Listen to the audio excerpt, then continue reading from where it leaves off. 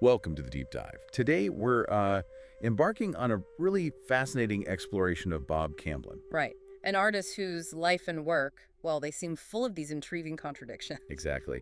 And you've shared this great collection of sources, his own writings, biography reviews linking him to Zen, even a YouTube breakdown of a painting. Yeah, a lot to unpack. So our mission really is to dig into all this and try to grasp what made Camblin, so distinctive, what made his art so compelling.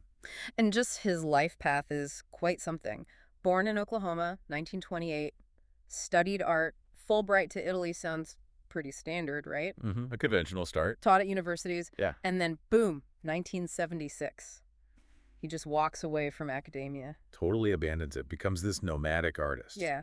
It makes you wonder what was the catalyst, what prompted that pretty dramatic shift. It really does. Suggests maybe a commitment to his art that just couldn't fit in that academic box anymore. Could be. And his art itself wasn't static either. Moved from abstract impressionism Right, that expressive, non-representational style. to something he actually called mouches volantes. Mouche de volontés, that's French, right? Flying flies. Exactly, or more like eye floaters. He used it to describe this kind of hazy, shifty quality in some of his later abstract stuff. Interesting, like a transient, almost dreamlike visual experience. Yeah, precisely. And don't forget, he often signed things anonymous. Right, which hints at, what, a belief in collective expression over ego? Seems likely. Kind of pushing back against the idea of the individual star artist.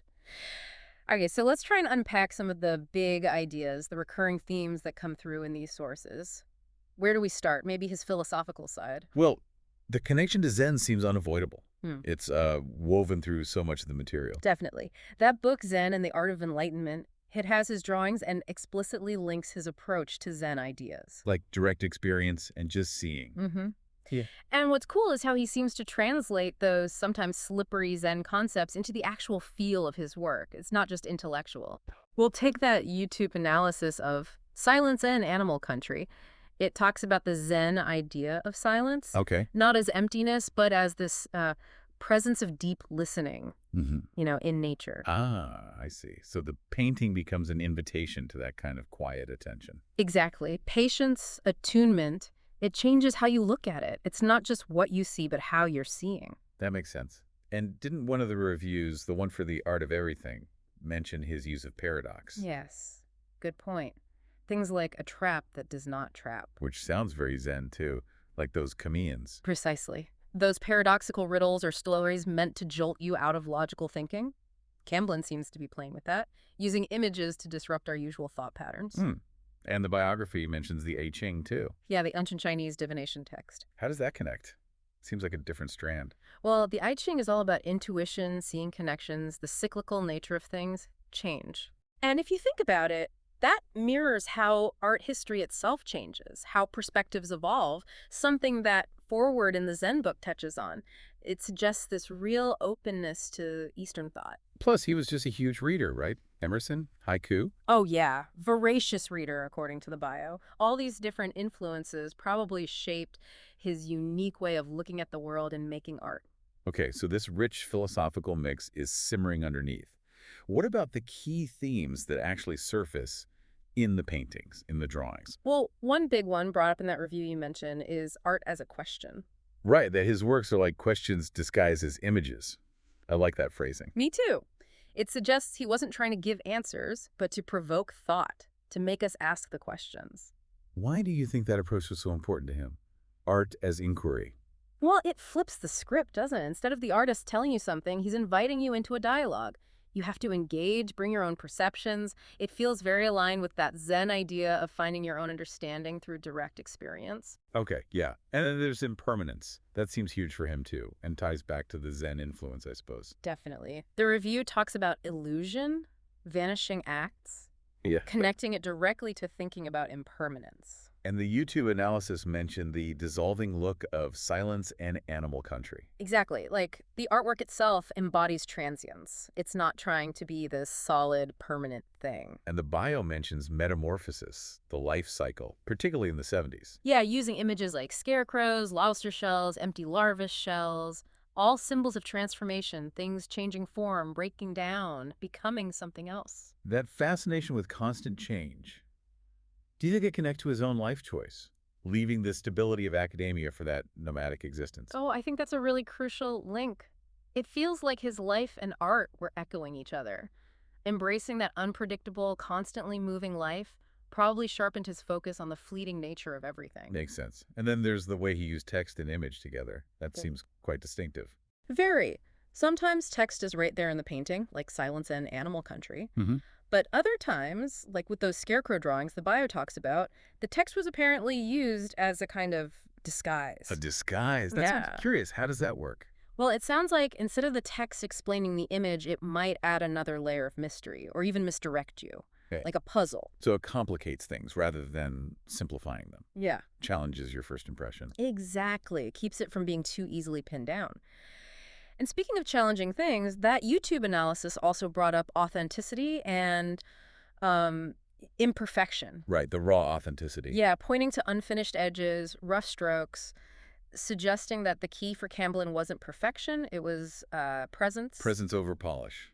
Kind of. Hmm. Valuing the act, the immediacy over some unattainable ideal of finish. Okay, let's zoom in on some specific works. Silence and Animal Country feels like a really central piece for understanding him. Yeah, it really does seem to capture a lot of these threads. Both the YouTube clip and that book excerpt describe its raw, organic feel. Dark, earthy colors, layered textures. You really get a sense of being in nature.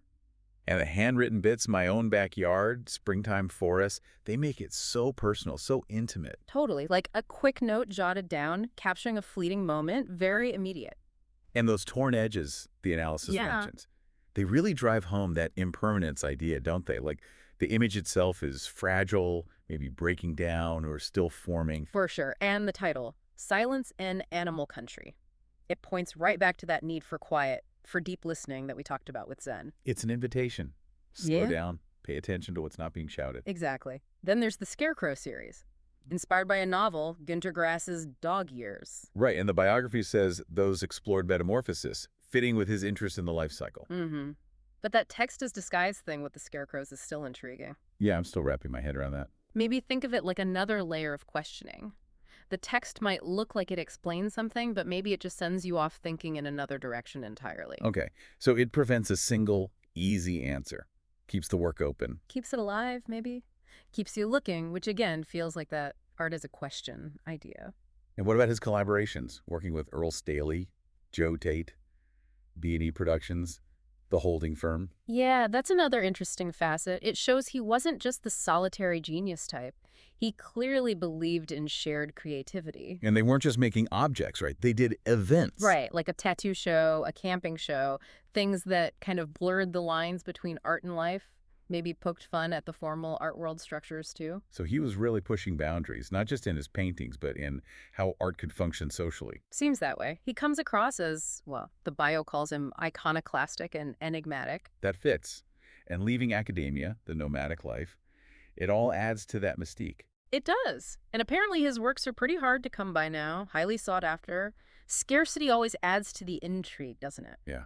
And some of those quotes from other artists are revealing.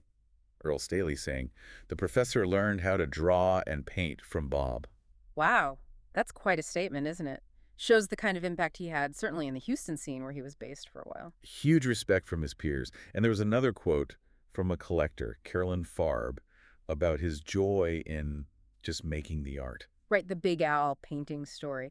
It's a good reminder that alongside all the philosophy and the enigmatic stuff, there was also just this fundamental passion for the act of creating. A human element. Yeah. And the bio notes his work still inspires artists today. So his legacy continues, even if he wasn't, a household name. Exactly. Challenging conventions, inviting that deeper look, that influence lasts. So as we kind of wrap up this deep dive, what are the main things we should really take away about Bob Camblin? Well, I think it's clear he was an artist who truly lived his philosophy. That deep dive into Zen, the I Ching, it wasn't just academic interest, it fundamentally shaped his art and his life. Right, that spirit of inquiry, always questioning. Definitely. And that fascination with impermanence, with transformation, plus that unique blend of image and text, often playing with paradox. He can give easy answers. Not at all. He invited you, the viewer, to really participate, to embrace the ambiguity, find your own questions in the work. You've really pulled together these threads from all the sources, illuminated his complexity. Hopefully, this gives everyone listening a good shortcut into understanding what made him tick. Yeah, hopefully it sparks some curiosity. And maybe a final thought for people to mull over. Well, thinking about Camblin's focus on just seeing and art being a question, maybe it prompts us to ask, what if we looked at familiar parts of our own lives with that same kind of open curiosity? Without rushing to find an answer. Exactly. With that quiet contemplation, what new layers might show up in things we think we already know? It's a powerful thought. Maybe the deepest insights come from just embracing the questions.